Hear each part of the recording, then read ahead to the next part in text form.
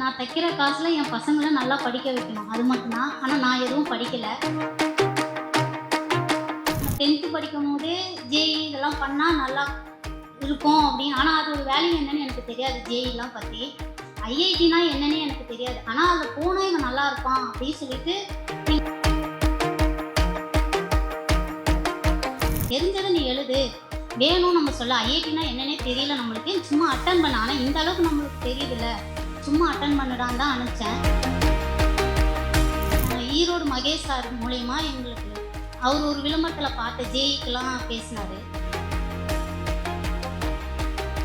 ஆனால் சார் இல்லாமல் நாங்கள் இந்த அளவுக்கு வந்திருப்போமா, முதல்ல ஐஐடி கிடச்சிருக்குமான்றதே எங்களுக்கு பெரிய விஷயம்.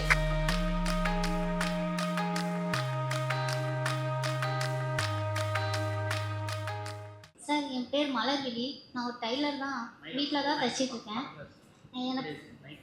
எனக்கு நான் தைக்கிற காசில் என் பசங்களை நல்லா படிக்க வைக்கணும், அது மட்டும்தான். ஆனால் நான் எதுவும் படிக்கலை. நான் 10th தான் படிச்சிருக்கேன். ஆனால் பசங்களை எப்படி மேலே கொண்டு வரணும்னு ஒவ்வொரு தடவையும் செல்லில் வீடியோ பார்த்துக்கிட்டே இருப்பேன். அது மூலயமா இவன் 10th படிக்கும் போதே ஜேஇ இதெல்லாம் பண்ணால் நல்லா இருக்கும் அப்படின்னு. ஆனால் அது ஒரு வேல்யூ என்னன்னு எனக்கு தெரியாது. ஜேஇலாம் பற்றி ஐஐடினா என்னன்னே எனக்கு தெரியாது. ஆனால் அதில் போனால் இவன் நல்லா இருப்பான் அப்படின்னு சொல்லிட்டு எங்கள் வீட்டு பக்கத்தில் ஆகாசுன்னு ஒன்று இருக்குது, அங்கே போய் சேர்த்தோம். காசு 30,000 ரூபா கிட்ட கேட்டாங்க. 15,000 கட்டி போடும். இவன் போர்டு எக்ஸாம் படிப்பானா, நான் சிபிஎஸ்சி இல்லை, நான் ஸ்டேட் போர்டு தானே படிக்கிறேன், என்னால் அதையும் படிக்க முடியாது இதையும் படிக்க முடியாமல் என்னால் முடியாதுன்னுட்டான். சரி உனக்கு என்ன தோணுதோ அதை படிப்பா அப்படின்னு விட்டுட்டு வந்துட்டோம். அப்புறம் 12th அவனே 11th செல்லில் அம்மா இது பண்ணால் நல்லாயிருக்கும், நான் படிக்கட்டுமா அப்படின்னு கேட்டான்.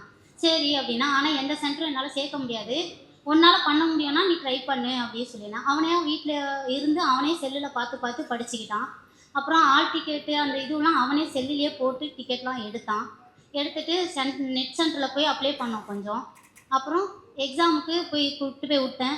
அம்மா எனக்கு தெரிஞ்சதை எழுதுறேன், நான் சப்போஸ் வரலைன்னா நீ எதுவும் சொல்லாதன்னுவான். சரி பரவாயில்ல, ஒன்று தெரிஞ்சதை நீ எழுது, வேணும் நம்ம சொல்ல. ஐஐடினா என்னன்னே தெரியல நம்மளுக்கு, சும்மா அட்டன் பண்ண. ஆனால் இந்த அளவுக்கு நம்மளுக்கு தெரியுதுல்ல, சும்மா அட்டன் பண்ணடான்னு தான் அனுப்பிச்சேன்.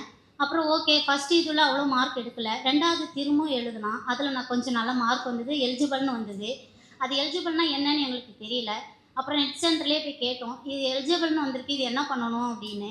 நீங்கள் அடுத்த எக்ஸாமும் எழுதலாம் அதுக்கு அப்படின்னு நெட் சென்டர்லேயே அவங்களே எங்களுக்கு எல்லாம் ரெடி பண்ணி கொடுத்தாங்க. அடுத்த ஆல் டிக்கெட்டும் அவங்களே எடுத்து கொடுத்தாங்க. அப்புறம் திரும்பவும் நீ வாடா போய் எழுதணுமா அப்படின்னேன். அப்போ 12th எக்ஸாம் வருது, இந்த எக்ஸாமும் ஒன்றா வந்துச்சு. எனக்கு ஒன்றும் பிரச்சனை இல்லைம்மா, நான் எழுதுறேன். ஆனால் ஜேஇக்குன்னு எஃபைட் எதுவும் போடலை, அவன் எந்த கிளாஸும் போகல. சரி நான் பண்ணுறேம்மா, ஒன்றும் பிரச்சனை இல்லை அப்படின்னு சொல்லிட்டு வந்தான். அப்புறம் கூட்டிகிட்டு போய் சென்டருக்கு காலையில் கூப்பிட்டு போய் உட்காந்து கூடயே முடிச்சுட்டு, அப்புறம்மா இதுவே முதுகுலாம் வலிக்குது, என்னால் முடியலம்மா, போயிடலாமா அப்படின்னா. இல்லை சும்மானாலும் எழுதிக்கா, மார்க் இல்லைனாலும் பரவாயில்ல, தெரிஞ்சுக்கோ அப்படின்னு சொல்லி திரும்ப 2வது பேப்பரையும் எழுத வச்சான். அப்புறம் பார்த்தா ரேங்க் நல்லா வந்தது. அதை எடுத்துகிட்டு போய் எங்கே போகணும் ஏதுன்னு எங்களுக்கு ஒரு ஐடியாவும் இல்லை. பாஸ்ன்னு மட்டும் வந்திருக்கு, என்ன பண்ணுறது தெரியல. அப்புறம் எங்கள் வீட்டுக்கிட்ட ஒருத்தவங்க வீட்டு வேலைக்கு போகிறவங்க இருக்காங்க. ஈரோடு மகேஷ் சார் மூலயமா எங்களுக்கு அவர் ஒரு விளம்பரத்தில் பார்த்த ஜேஇக்கெலாம் பேசினார். சரி அவர்கிட்ட கேட்டு பார்ப்போமே அப்படின்னு அந்த அக்கா கிட்ட சொல்லி அவர்கிட்ட கேட்டோம். அப்புறம் அவர் தான் இந்த சார் நெடுஞ்செழியன் சாரே எங்களுக்கு ஃபோனில் சொல்லி விட்டார், நீங்கள் அங்கே போங்க, நீங்கள் 5 வருஷமோ 4 வருஷமோ படித்து முடிக்கிற வரைக்கும் அவர் உங்களுக்கு பொறுப்பு, எல்லாமே பார்த்துப்பாங்க, உங்களுக்கு நல்லா பண்ணுவாங்க அப்படின்னு அனுப்பிச்சி விட்டாங்க. மகேஷ் சார் மூலயமா தான் சாரை பார்த்தோம். ஆனால் சாய்ஸ் ஃபில்லிங் எதுவுமே எங்களுக்கு தெரியாது. சார்கிட்ட வந்ததுக்கப்புறம் தான் சாய்ஸ் ஃபில்லிங்னா என்னன்னு எங்களுக்கு தெரியும். 2 நைட்டு ஃபுல்லாக இருந்து சாய்ஸ் ஃபில்லிங் எல்லாம் இவன் சொன்னால் அப்படிலாம் இருக்கா அப்படின்னு கேட்டான். நீ எக்ஸாம் மட்டும்தான் தெரியுது எங்களுக்கு, இதெல்லாம் தெரியாது கண்டிப்பாக. அப்புறம் சரி சார் சொன்ன மாதிரி நாங்கள் சாய்ஸ் ஃபில்லிங் எல்லாம் முடிச்சுட்டு போயிட்டோம். அப்புறம் ஃபஸ்ட் ரவுண்டு செகண்ட் ரவுண்ட்லாம் பார்த்தோம், வருமோ வராதோ, சரி பார்ப்போண்டா அப்படின்னு இருந்தோம். அப்புறம் பார்த்தா 3rd ரவுண்ட்லேயே வந்துருச்சு இவனுக்கு. சரி சாருக்கு உடனே ஃபோன் அடிச்சு, சார் இந்த மாதிரி வந்திருக்குண்ணே, அதை நாங்கள் பார்த்துக்குறோம் ப்ராசஸ்ஸு அப்படின்னு சொல்லியிருந்தாங்க.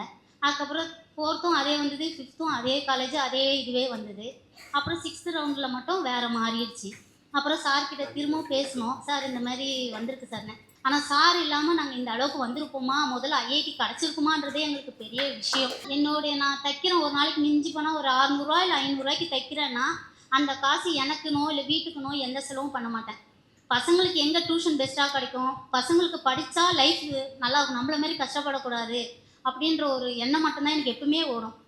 பிச்சை எடுத்தாலும் பசங்களை படிக்க வைக்கணும் அப்படின்ற அந்த ஒரே ஒரு விஷயம் மட்டும் எனக்கு சின்ன வயசில் எங்கள் மாமியோட அப்பா சொல்லுவார், நீங்களாம் படிக்காதனால தான் உங்களுக்கு எந்த குழப்பமும் இல்லை, உங்கள் பசங்களெல்லாம் பிச்சை எடுத்தாலும் படிக்க வச்சுருங்க அப்படின்னு சொல்லுவார்.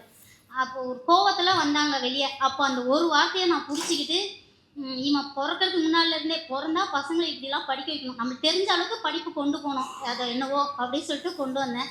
ஆனால் முடிஞ்ச அளவுக்கு படிக்கலாம், எல்லாமே படிக்க முடியும். ஆனால் தெரியாமல் இருக்கிறோம் எல்லாருமே. படிச்சுட்டா லைஃப் என்னவோ அவங்க லைஃப் அவங்க நல்லா இருந்தால் போதும். என் பேர் தீபக். எனக்கு வந்து ஐஐடி தான்பாத் கிடச்சிருக்கு, கெமிக்கல் சயின்ஸ் கிடச்சிருக்கு. ஃபஸ்ட்டு போர்டு எக்ஸாம்னா கான்சன்ட்ரேட் பண்ணேன். அது முடிச்சுட்டு இது சும்மா ட்ரை பண்ணுவோமே எல்லாரும் சொல்கிறாங்களே அப்படின்ட்டு ட்ரை பண்ணேன். ஃபஸ்ட்டு ஜேஇ மெயின்ஸில் வந்து பேப்பர் 1 வந்து பாஸ் ஆகலை. அதனால் செக்ஷன் 2 செகண்டும் அட்டன் பண்ணேன். செக்ஷன் 2ல் வந்து பாஸ் ஆகிட்டேன். அதனால் எலிஜிபிள் ஆகி ஜேஇ அட்வான்ஸ் போயிட்டேன். அட்வான்ஸ்லேயும் வந்து சும்மா